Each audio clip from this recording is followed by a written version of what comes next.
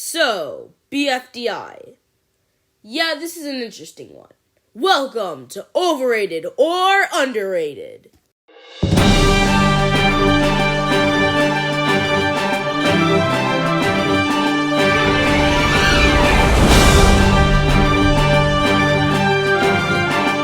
On January 1st, 2010, we got the first ever BFDI episode created by Michael and Carrie, the Huang twins.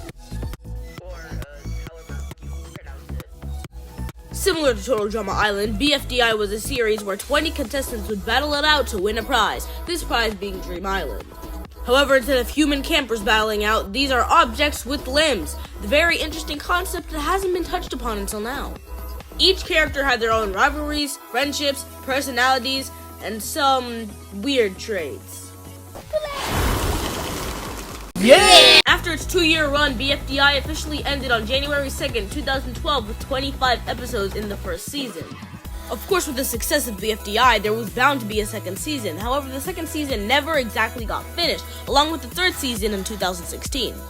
While BFDIA and IDFB never officially ended, in 2017 we got the fourth season of the BFDI franchise, Battle for BFDI, or BFB for short. For a series first, there was over 60 contestants battling it out for one prize, and since the series is prone to hiatuses, we were expecting this series to never end. However, it did end in a way you wouldn't expect it to. For the first time in a long time, episodes were coming out monthly, which hasn't happened since the original BFDI. Once we got to episode 12, however, the series hit a 1-year hiatus until eventually returning in July 2019. The two-parter, being known as BFB 13 and BFB 14, was probably one of the most polished episodes BFDI has ever produced. Since this was a two-parter, they came out with about a 1-month gap in between them. But that wasn't really the case for BFB 14 to BFB 15, then BFB 15 to BFB 16. Speaking of BFB 16, that's when things started to take a turn.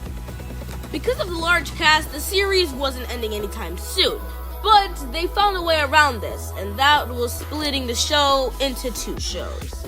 I won't give my opinion on the split along with why it happened, there's a whole video on that. But I will say it might have been a good decision in the quantitative aspects, but in terms of quality, it wasn't really the best. However, the series officially concluded in April 2021, so I guess they officially reached their goal of finally finishing another season after over 8 years. Now that we got the history of BFDI out of the way, we can officially go and dive in to analyzing their channel and if they're overrated or underrated. I will be rating each of the 5 seasons. BFDI, BFDIA, IDFB, BFB, and lastly, Teapot. And all of them will get a rating out of 10. Then I'll add up all the ratings, and then we'll see how it is out of 50. And here is what the ratings will be, and if they'll determine if they're overrated, normal, or underrated. Being the first season, how could I dislike the original BFDI? Sure, it wasn't as polished, and sure, it can get pretty cringe at times, but it was the original, and it did what it wanted to do best. However, towards the end, it started to get really boring, and some of the character development was just thrown out of the window, which was really dumb. So, I'm gonna give it a 6 out of 10. With BFDIA really just being a repeat of BFDI, but somehow ending up even worse and only having 5 episodes, I really have nothing else to say aside from it being pretty mediocre. 4 out of 10. Sadly, IDFB isn't much different. It only has 1 episode this time, and there's not even a competition aspect. 3 out of 10. I've decided to split up pre-split BFB and after-split BFB because they're 2 completely different things, and honestly it wouldn't do it justice, so I'll just add their scores later on out of 10. I cannot tell you how much I loved pre-split BFB back then. Yeah, the first 10 episodes aren't really that great, but episode 11 to 13 were really good, and then episode 14 to 16 were probably some of the best I've ever seen the Object Show community produce. Definitely a solid 4 out of 5. After split BFB really got boring after a while, 2 out of 5. So overall, BFB, 7 out of 10.